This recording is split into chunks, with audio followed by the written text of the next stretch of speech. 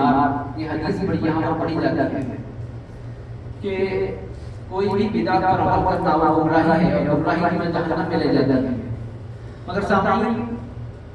کیونکہ یہاں پر نوجوان بیٹھے ہیں اور اکثر و بیشتر ہو سکتا ہے کہ نوجوانوں کے ذہنوں میں یہ ایک شک و شبہ ہے کہ بھئی کیا ہم بدعت پر عمل کر رہے ہیں، اس رات میں یہاں جمع ہونا اور خاص طور سے اللہ کی نعمتوں کا ذکر کرنا، یہ تو کہیں بھی ہو سکتا ہے، تنہائی میں بھی ہو سکتا ہے، رب کی یاد بھی ہو سکتی ہے، رب کے فضل اور اس کے احسانات کو یاد بھی کیا جا سکتا ہے۔ مگر سامعین، اب ہم تمام کا یہاں پر اس رات میں اسی وقت جسے ہم عام زبان میں شب برات کہتے ہیں، اس وقت یہاں پر جمع ہونا، کیا یہ بدعت کی شکل اختیار کر چکا ہے؟ کیا یہ حقیقی طور پر بدعت ہے؟ دو چار منٹ اس کے بعد کرتے پھر آگے بڑھوں، کیونکہ ہوتا یہ ہے کہ ہم نے اکثر و بیشتر دیکھا ہے ہمارے نوجوانوں کے پاس جب سامنے والی پارٹی کے کسی بھی سوال کا جواب نہیں ہوتا تو اپنے آپ کو کمزور محسوس کرتے ہیں اور ذہن میں ایک شک پیدا ہوتا ہے کہ بھئی کیا میں اپنے باپ دادا کو جو فالو کر رہا ہوں یا بچپن سے آج تک شب معراج کی محفلوں میں بیٹھتا ہوں، میلاد کی محفلوں میں بیٹھتا ہوں، شب برات کی محفلوں میں بیٹھتا ہوں، 11ویں شریف کی 12ویں شریف کی محفلوں میں بیٹھتا ہوں، تو کیا میں یہ بدعت کر رہا ہوں؟ کیا میں گمراہی کے راستے پہ جا رہا ہوں؟ کیا میں ضلالت کے راستے پہ جا رہا ہوں؟ کیا میں مذہب کی طرف جا رہا ہوں؟ سامعین، قرآن میں ہر چیز کا جواب ہے۔ قرآن ایک ایسی پروردگار عالم نے ایک ایسی متبرک اور ایسی مکمل اور ایک ایسی جامع کتاب نازل فرمائی، جب تک قرآن کو صحیح طریقے سے پڑھو گے نہیں، سمجھو گے نہیں، تب تک ہر سوال کا شک تمہارے ذہن میں رہے گا۔ قرآن فرماتا ہے فَاسْأَلُوا أَهْلَ الذِّكْرِ إِن كُنتُمْ لَا تَعْلَمُونَ، جاننے والوں سے پوچھ لیا کرو اگر تم نہیں جانتے ہو، جاننے والوں سے پوچھ لیا کرو۔ اب ہوتا یہ ہے کہ ہمارے نوجوان بچے آج کل کیونکہ گوگل کی نسل ہو رہی ہے تو ہر چیز گوگل میں تلاش کرنے کی کوشش کی جاتی ہے، اور گوگل میں اکثر و بیشتر ہوتا یہ ہے کہ ہمارے بچوں کو بد عقیدوں کے، گمراہ لوگوں کے ہی پیغامات زیادہ موصول ہوتے ہیں۔ ہمارا بچہ کہتا ہے کہ بابا میں نے دیکھا ہے گوگل پہ، وہاں تو لکھا ہے کہ آپ بدعت کر رہے ہیں، آپ لوگ گمراہی کا کام کر رہے ہیں۔ مگر سامعین، میرے امام محترم حضرت قاضی پنڈت صاحب اللہ ہمیشہ فرمایا کرتے تھے کہ اگر ہر چیز گوگل سے پڑھنا ہے تو کام کر گوگل پہ جا، میڈیکل کی ساری کتابیں رکھی ہیں پڑھ لے، پھر اس کے بعد یوٹیوب پر جا، وہاں پر پورا بتاتا ہے کہ اوپن ہارٹ سرجری کیسے ہو رہی ہے، وہ بھی دیکھ لے، 4-5 سرجری دیکھ لے، گھر میں آ کے باپ کا خود آپریشن کر کے بتاتا۔ تو جب تک کسی استاد کے دامن میں بیٹھ کر، باادب سامنے بیٹھ کر دین اسلام کا علم حاصل نہیں کیا جائے گا، تب تک دین کا علم حاصل نہیں ہوگا۔ خود سے سیکھنے کی کوشش نہ کرو۔ قرآن فرماتا ہے فَاسْأَلُوا أَهْلَ الذِّكْرِ، جاننے والوں سے پوچھ لیا کرو۔ قرآن تم کو علم کی طرف ڈھکیل رہا ہے کہ آؤ علم سیکھو، جاننے والوں کے پاس بیٹھو، ان کے پاس جانو میں ادب کرو، تب تمہیں علم آئے گا۔ اور یہ حضور پاک کی بڑی واضح حدیث پاک ہے کہ دین اسلام کے فرائض کا علم سیکھنا، علم سیکھنا ہر مسلمان مرد عورت بالغ پر واجب ہے۔ اب ہوتا یہ ہے کہ ہم نہ واجبات سے واقف ہیں، نہ نوافل سے واقف ہیں، نہ سنن سے واقف ہیں، نہ فرائض سے واقف ہیں، اور چلے ہیں مفتی بننے، یہ حال ہو گیا ہے ہمارا کہ اگر آپ فون پہ کسی نے کہا دوست کو فون کر لو، جو مثال کے طور پہ 10-20 سال سے جدہ میں ہیں، کسی ایک دوست کو فون کر لو، عمرے کے 2-4 مسائل پوچھ لو، وہ امیڈیٹ آپ کو ایسا جواب دینا شروع کر دے گا جیسا بہت بڑا تحقیقی عالم ہے اور بڑا مفسر محدث مفتی ہے۔ بھائی، دین کا علم بغیر جانے اور بغیر کسی صحیح العقیدہ سنی عالم و مفتی سے سیکھے اگر ایک بھی دین کی بات آگے بڑھا دو گے تو قیامت تک جو اس پہ عمل کرتے رہے گا اس کا عذاب تمہارے حصے میں لکھا جائے گا۔ اتنی زیادہ اہمیت ہوتی ہے دین اسلام کے علم کی، تو بغیر علم کو جانے اس رات کو، اور اس رات میں ہم جو طریقہ اپنائے ہوئے ہیں، اس کو بدعت کہتے ہیں، اس کو گمراہی کہتے ہیں، اس کو ضلالت کہتے ہیں، بہت بڑا گناہ ہوتا ہے۔ سامعین، حضور پاک صلی اللہ علیہ وآلہ وسلم کا طریقہ تھا، بخاری شریف کی حدیث ہے، آپ حضرات نے کئی مرتبہ سنا ہوگا کہ ایک دن حضور پاک صلی اللہ علیہ وآلہ وسلم کو عائشہ نے اپنے حجرے میں نہ پایا۔ میں بڑی تیزی سے آگے بڑھ رہا ہوں، میں جان رہا ہوں کل صبح تقریباً سب کی ڈیوٹیاں ہیں، سب کو اپنے آفس میں جانا ہے۔ حضور پاک ہم عائشہ نے حضور پاک کو اپنے حجرے میں نہ پایا، ان کی تلاش نکلی حضور پاک کی، تو حضور پاک بقیع شریف میں اما عائشہ نے وہاں پر موجود پایا، آ کر کہا کہ اس وقت حضور پاک کی طرف متوجہ ہو کر کہا کہ عائشہ کیا تم یہ گمان کرتے ہو کہ اللہ اور اس کا رسول تمہارے ساتھ ناانصافی کرے گا؟ انہوں نے کہا لا یا رسول اللہ۔ پھر اس کے بعد حضور پاک نے ارشاد فرمایا کہ آج 15ویں شعبان کی رات ہے، نصف شعبان کی رات ہے، یہ رات رب کائنات آسمان اول پر نزول اجلال فرماتا ہے۔ سامعین، یوں تو حدیث مبارکہ میں آتا ہے کہ ہر رات نصف شب کے بعد، آدھی رات کے بعد رب کائنات آسمان اول پر نزول اجلال فرماتا ہے اور رب کائنات کی بارگاہ سے ندا آتی ہے کہ ہے کوئی مغفرت طلب کرنے والا، ہے کوئی جس میں برکت مانگنے والا، ہے کوئی اپنے گناہوں کی معافی مانگنے والا، ہے کوئی اپنی عمر کی درازی کے لیے دعا کرنے والا۔ یہ روز رات کا اعلان ہوتا ہے نصف شب کے بعد، مگر آقا کریم ارشاد فرماتے ہیں آج یہ خصوصی رات ہے، اس رات رب کائنات مغرب کی نماز کے ساتھ ہی آسمان اول پر نزول جلال فرماتا ہے۔ عام اردو میں کہوں تو آسمان اول پر پہلے آسمان پر رب کائنات اپنے جاہ و جلال کے ساتھ، اپنی رحمت کے ساتھ، اپنی قدرت کے ساتھ آ جاتا ہے، اور پہلے آسمان پر آنے کے بعد رب کائنات مغرب کی نماز سے لے کر آقا فرماتے ہیں فجر کی اذان تک رب کائنات کی بارگاہ سے ندا آتی ہے میرا بندہ کوئی سے معافی مانگنے والا، ہے میرا بندہ اپنے گناہوں کی معافی طلب کرنے والا، ہے کوئی بندہ توبہ کرنے والا، ہے کوئی بندہ رزق میں برکت مانگنے والا، ہے کوئی بندہ صحت مانگنے والا، ہے کوئی بندہ علم مانگنے والا، ہے کوئی بندہ راہ مانگنے والا، ہے کوئی بندہ پیار مانگنے والا۔ یہ رب کائنات کی بارگاہ سے مغرب کی نماز کے ساتھ سے لے کر فجر کی اذان تک آسمان اول سے رب کائنات پکار رہا ہے، اے میرے بندے مجھ سے مانگ، اے میرے بندے مجھ سے مانگ، اے میرے بندے مجھ سے مانگ، میں عطا کرتا ہوں۔ یہ خاص رات کی نسبت سے اولیاء کرام نے، صوفیاء اعظام نے جب ان احادیث کا مطالعہ کیا محدثین نے، اس کے بعد اسی کے تحت محدثین نے یہ اعلان کیا اور یہ ارشاد فرمایا کہ رب کائنات کو تنہا عبادت کرنے والا تو پسند ہے ہی، مگر اس کے ساتھ ساتھ جماعت کے ساتھ رب کائنات کی عبادت کرنے والا پروردگار کو بہت زیادہ پسند ہے۔ تو ہم محدثین کے احکام پر عمل کرتے ہوئے، صوفیاء کے، فقہاء کے، مفسرین کے احکامات پر عمل کرتے ہوئے ہم یہاں جمع ہوئے ہیں کہ تنہا عبادت، جیسے کہ کوئی بھی نماز ہو، فرض نماز تنہا اگر آپ پڑھیں گے تو 1 ثواب ملے گا، جماعت کے ساتھ پڑھیں گے تو 27 گھنٹے ثواب ملے گا۔ بالکل اسی طرح آج کی رات اگر آپ عبادت کرتے ہیں تو یقیناً پروردگار آپ کی عبادت بھی قبول فرمائے گا، آپ کی توبہ بھی قبول فرمائے گا۔ مگر جب جماعت کے ساتھ ہوتی ہے تو آقا کریم ارشاد فرماتے ہیں ید اللہ علی الجماعہ، جماعت کے اوپر اللہ کا ہاتھ ہوتا ہے۔ جب مومن بندوں کی ایک جماعت بیٹھ کر رب کا ذکر کرتی ہے، اس کی تسبیح پڑھتی ہے، اس کی بڑائی، اس کی بزرگی بیان کرتی ہے، تو فرشتے آ کر اس محفل کو ڈھانپ لیتے ہیں۔ یہ بخاری شریف کی حدیث میں اللہ فرشتوں کی جماعت آ کر اس محفل کو ڈھانپ لیتی ہے۔ محفل ختم ہونے کے بعد رب کائنات کی بارگاہ میں وہ فرشتے اپنا رجسٹر لے کر جاتے ہیں، کہتے ہیں کہ پروردگار تیرے کچھ بندے جمع ہو کر تیرا ذکر کر رہے ہیں۔ یہ بڑی طویل حدیث ہے، اس کے آخری الفاظ ہے کہ رب کائنات کا فرماتا ہے اے فرشتوں تم گواہ رہنا، میں نے سب کی بخشش فرما دی، سب کو میں نے مغفرت عطا فرما دی۔ تو سامعین، جماعت میں بیٹھنے کا، جماعت کے ساتھ نیکی کا کام عمل میں لانے کا، اس پر عمل پیرا ہونے کا فائدہ یہ ہے کہ رب کائنات کا دست قدرت آپ کے ہمارے سروں کے اوپر ہوتا ہے۔ اور آج کی رات کی خاص بات یہ ہے، اور سے سماعت فرمائیں، آقا کریم ارشاد فرماتے ہیں قرآن پاک کی آیت کے تحت میں نے آیت مبارکہ کی تلاوت کا شرف حاصل کیا۔ سورۃ الفرقان کی ابتدائی 3-4 آیتیں ہیں، حامیم، اس کا ترجمہ پروردگار عالم اور حبیب ہی جانتا ہے، والکتاب المبین، قسم ہے اس مبارک کتاب کی، اس روشن کتاب کی، اس سے مراد قرآن پاک ہے۔ انا انزلناہ فی لیلۃ مبارکہ، بے شک ہم نے اس کتاب کو اس رات میں نازل فرمایا۔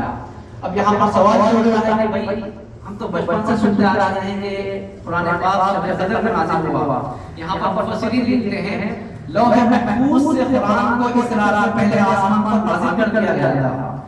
اب شب قدر میں نازل ہوا ہے، پہلے آسمان سے زمین کی طرف نازل ہوا ہے۔ قرآن فرماتا ہے سورۃ الفرقان کی دوسری آیت انا انزلناہ فی لیلۃ مبارکہ، ہم نے اس قرآن کو، اس روشن کتاب کو اس رات میں نازل فرمایا۔ انا کنا منزلین، تاکہ ہم بے شک ہم تمہیں ڈر سنانے والے ہیں۔ فیہا یفرق، یا اور سے سمجھ فرمائیں فیہا یفرق کل امر حکیم، اس رات میں حکمت والے کاموں کو جدا جدا کر تفصیل کے ساتھ لکھ دیا جاتا ہے. یہ قرآن پڑھتا ہوں، اس رات میں حکمت والے کاموں کو جدا جدا کر تفصیل کے ساتھ لکھ دیا جاتا ہے. فیہا یفرق کل امر حکیم فرماتا ہے قرآن. تو سامعین، اس آیت کے تحت آقا کریم ارشاد فرماتے ہیں کہ آج کی اس رات میں رب کائنات لوگوں کی فرشتوں کو حکم دیتا ہے کہ میرے بندوں کی تقدیریں لکھ. فرشتہ کرتا ہے پروردگار کیا لکھوں اس کی اب اس سال میں ہونے والے، آنے والے سال میں ہونے والے تمام اعمال کو لکھ کہ بندہ کون کون کب مرے گا، کون کون کب پیدا ہوگا، کس کو کتنا رزق دیا جائے گا، کس کو کتنی عمر دی جائے گی، کس کو کتنی عزت دی جائے گی، کس کو کتنا علم دیا جائے گا، کس کو کتنا اخلاق دیا جائے گا، کس کو کتنا کردار دیا جائے گا، کس کو کتنی بھلائی دی جائے گی. یہ تمام احکامات آج کی رات لکھے جاتے ہیں آنے والے ایک سال تک کے لیے. اس حدیث پاک کی روشنی میں صوفیاء کرام نے بیان فرمایا کہ مغرب کی نماز کے ساتھ 6 رکعت نفل پڑھ لو، 3 مرتبہ یاسین پڑھ لو، آیت الکرسی 10 مرتبہ پڑھ لو. پھر نوافل کی کثرت کیوں؟ کیونکہ جیسے ہی مغرب کی نماز کے بعد رب کائنات آسمان اول پر آتا ہے اور فرشتوں کو حکم دیتا ہے اے فرشتے لکھ. جب آپ کی ہماری تقریر لکھنے کا وقت آتا ہے تو پروردگار کہتا ہے کہ میرا بندہ نفل کی حالت میں ہے، میرا بندہ یاسین کی تلاوت میں ہے، میرا بندہ سورہ اخلاص کی تلاوت میں ہے. تو قرآن کی برکت سے، نوافل کی برکت سے آنے والی ایک سالہ زندگی میں پروردگار عالم خیر و برکت دیتا ہے. سبحان اللہ. یہی صوفیاء کرام اور اولیاء کرام نے ہم کو یہی بتایا ہے کہ مغرب کی نماز کے ساتھ ہی رب کائنات سے رجوع ہو جاؤ، اس کی بارگاہ کا طرف متوجہ ہو جاؤ اور اپنے آپ کو اس کے سپرد کر دو. کیوں؟ کیونکہ حدیث پاک میں آیا ہے کہ ارشاد فرماتے ہیں کہ پروردگار سے ایسی دعا کرو کہ یا اللہ میری دعا سننے والا تیرے علاوہ کوئی ہے ہی نہیں، میرا کوئی رب ہے ہی نہیں سوائے تیرے، اگر تو نہ سنے تو کون سنے گا. جب یہ کلمات کے ساتھ دعا کرتے ہو تو رب کائنات کی رحمت تمہاری طرف بہت بڑھتی ہے، تمہیں اپنے آواز دے دیتی ہے. آج ہم سے پوچھا جاتا ہے کہ بھائی یہ آپ لوگوں نے کہا نہیں پتہ چلو کہ مغرب کے بعد 3 مرتبہ یاسین پڑھتے ہو، 6 رکعت نفل پڑھتے ہو. ارے بدبخت تجھے پتہ نہیں، تو نے کبھی حدیث پاک نہیں پڑھی. آقا کریم نے ارشاد فرمایا مغرب کی نماز کے ساتھ ہی رب کائنات آسمان اول پر آتا ہے اور اس کا حکم دیتا ہے کہ اب اس کا کام ہے اعمال لکھ، آنے والی زندگی میں ایک سال تک کیا کیا کرے گا. جب پروردگار فرشتے کو حکم دے رہا ہے اس وقت اگر بندہ نفل کی حالت میں ہے، سجدے کی حالت میں ہے، یاسین کی تلاوت کی حالت میں ہے، سورہ اخلاص کی تلاوت کی حالت میں ہے، کیا پروردگار عالم پر یعنی غضب کی حالت میں پروردگار پر غضب لکھے گا یا رحمت لکھے گا. یقیناً رحمت کے دروازے، عطا کے دروازے، کرم کے دروازے ہماری طرف کھول دیے جائیں گے. سامعین، یہ باتوں کو سمجھنے کے لیے جب تک علم نہ آئے گا، اچھا علم کے ساتھ ساتھ اولیاء کی، علماء کی، صلحاء کی صحبت نہیں آئے گی، یہ چیز دلوں میں داخل ہونے والی نہیں ہے. کیونکہ ہم جانتے ہیں کہ آپ کا ہمارا سب سے بڑا دشمن جو ہے وہ سب سے بڑا عالم بھی ہے. آپ کا ہمارا سب سے بڑا دشمن جو ہے وہ سب سے بڑا عالم بھی ہے. عالم کا ایک عام اردو ترجمہ ہوتا ہے جاننے والا. میں صرف اس مناسبت سے کہہ رہا ہوں، عالم کا معنی کہیں قرآن علم کے معاملہ یہاں نہ لے. آپ کا ہمارا سب سے بڑا دشمن ان الشیطان للانسان عدو مبین فرماتا ہے قرآن. بے شک شیطان تمہارا کھلا دشمن ہے، بے شک شیطان تمہارا کھلا دشمن ہے اور اتنا بڑا عالم ہے کہ تم کب کیا کر رہے ہو، تم تنہائی میں کب ہو، تم جلوت میں کب ہو، تم خلوت میں کب ہو، سب جانتا ہے. تمہاری موت کا وقت کب آنے والا ہے، ایک ایک چیز جانتا ہے. سامعین، دشمن ہر وقت ہمارے پیچھے لگا ہے. علم جاننے سے کچھ نہیں ہوتا، علم کے ساتھ ساتھ ادب پیدا ہونا ضروری ہے. کچھ دن پہلے ایک کتاب کا مطالعہ کر رہا تھا. مطالعہ کرتے ہوئے میرے ذہن میں ایک بات آئی تو پہلی مرتبہ آپ کے سامنے یہاں پر عرض کر رہا ہوں. میرے ذہن میں ایک بات ہے، یہ کتابیں نہیں ہے. علم جب انسان کے اندر داخل ہوتا ہے تو 3 مقامات پر جا کر ہوتا ہے. اور سماعت فرمائیں، علم جب انسان کے اندر داخل ہوتا ہے تو 3 مقامات پر جا کر ہوتا ہے. جب علم انسان کے اندر گیا، اگر حلق میں اٹک گیا، علم انسان کے اندر گیا، حلق میں اٹک گیا تو وہ سمجھے آپ معصوم بن جاتا ہے. انسان کے اندر علم داخل ہوا اور اگر ذہن کے اوپر پڑ گیا تو وہ غرور بن جاتا ہے۔ تیسری شکل جو ہے انسان کے اندر علم داخل ہوا اور سینے میں اور دل میں اتر گیا تو وہ نور بن جاتا ہے۔ پہلی شکل آپ کا سامنے بیان کر رہا ہوں، اگر انسان کے اندر علم داخل ہوا، حلق تک جاتا کھٹک گیا تو معصوم بن گیا، اگر ذہن کے اوپر چڑھ گیا تو غرور بن گیا، دل میں اتر گیا تو نور بن گیا۔ سامعین، تو یہ دعا کریں اور اس نیت کے ساتھ کسی شیخ محمد کے سامنے، کسی پیر کامل کے سامنے، صوفی فلسفہ صحیح العقیدہ سنی عالم کے سامنے بات اور بیٹھ کر علم سیکھیں تاکہ علم ہمارے دلوں میں اترے۔ جب علم دل میں اترے گا تو نور ان پر باہر نکلے گا، اور جب نور کی روشنی نکلتی ہے تو خود بھی منور ہوتی ہے، سب کو بھی منور کر دیتے ہیں۔ تو بغیر علم کے کوئی بھی چیز ممکن نہیں سامنے، اور یہ دارالعلم کا فیضان ہے اور اتنا بڑا فیض ہمارے ساتھ ہے کہ یہ ان محافل کے ذریعے ہمارے عقیدے کی حفاظت ہوتی ہے، ہمارے علم کی حفاظت ہوتی ہے، ہماری اصلاح ہوتی ہے، اور ہمارے جتنے ڈاؤٹس ہیں، ہمارے دل میں جتنے شک و شبہات ہیں، اس کو دور کیا جاتا ہے۔ دارالعلم کے جیسی کمیٹی رہنا دیار غیر میں یہ رب کائنات کا بڑا احسان ہے۔ سامعین، دارالعلم تو آپ کے معمولی کمیٹی یا چھوٹا موٹا کام نہ سمجھیں، کیونکہ یہ کمیٹی جو اتنے احباب کو لے کر چل رہی ہے اور سب کے لیے علم کا اہتمام ہو رہا ہے، سب کے لیے اصلاح عقائد و اعمال ہو رہے ہیں، آپ کے عقیدے کے بھی بچایا جا رہا ہے، آپ کو علم بھی پہنچایا جا رہا ہے، یہ بہت بڑا فضل عظیم ہے رب کائنات کا۔ سامعین، آج کی رات کے تحت رب کائنات کی بارگاہ سے جو انعامات، جو اکرامات بندوں کی طرف نازل ہوتے ہیں، چند باتیں عرض کر کے بات ختم کروں۔ حدیث پاک میں آقا کریم صلی اللہ علیہ وآلہ وسلم ارشاد فرماتے ہیں کہ ایک بندہ جو اپنے اونٹ کے ساتھ ایک صحرا میں جا رہا ہے، اور بہت بڑا صحرا ہے، کئی 100 کلومیٹر پیدل چلنے کے بعد، او کما قال صلی اللہ علیہ وسلم، حدیث پاک میں تشریح بیان کر رہا ہوں عام الفاظ میں، کئی کلومیٹر پیدل چلنے کے بعد سخت صحرا میں وہ بہت تھک گیا، دھوپ کا وقت، بہت تھک گیا، ایک جھاڑ طرف ایک درخت نظر آیا، درخت کے نیچے وہ بندہ بیٹھ گیا، اور جیسے ہی بیٹھا تھکن کی وجہ سے اسے نیند آ گئی، اس کی آنکھ لگ گئی۔ کچھ دیر کے بعد جب اس کی آنکھ کھلی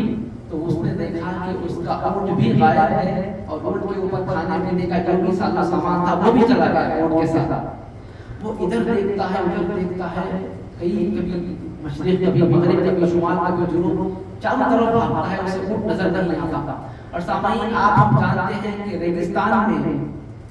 اگر کوئی آپ کے ہمارے پاس عام زندہ رہنے کے ذرائع نہ ہو تو موت یقینی ہے۔ سخت گرمی، سخت دھوپ، کئی 100 کلومیٹر تک نہ کھانا، نہ پانی، نہ کوئی جھاڑ، نہ کوئی پیڑ، نہ کوئی پھل، اور آپ کی سواری میں غائب ہو جائے تو موت یقینی ہوتی ہے۔ خیر، وہ بندہ ادھر ادھر کافی دیر تک تلاش کرتا رہا، اسے کچھ نہ ملا، بڑا تھک کر، بڑا مایوس ہو کر، یعنی ذہن و دماغ میں، اپنے دل میں، یعنی موت کو یقینی بنا کر تھک کر آ کر جھاڑ کے پاس پھر بیٹھ گیا۔ پھر اس کی آنکھ لگ گئی، پھر اس کی آنکھ لگ گئی۔ اب کچھ دیر کے بعد جب اس نے آنکھ کھولی، آقا کریم صلی اللہ علیہ وسلم فرماتے ہیں کہ اس کا اونٹ اس کے سامنے تھا، اس کا اونٹ اس کے سامنے تھا، اور اونٹ پر جو کھانے پینے کا سارا سامان تھا وہ سب کچھ سلامت تھا۔ اب آقا کریم ارشاد فرماتے ہیں، اے میرے صحابہ، جب وہ تھک کے ہار کے موت کو یقینی سمجھ کے آ کر جھاڑ کے پاس بیٹھ گیا اور اس کی آنکھ لگ گئی، پھر کچھ دیر کے بعد جب اس کی آنکھ کھلی تو اس کی خوشی کا کیا عالم ہوگا جب اس نے اپنے اونٹ کو اپنے سامنے پایا۔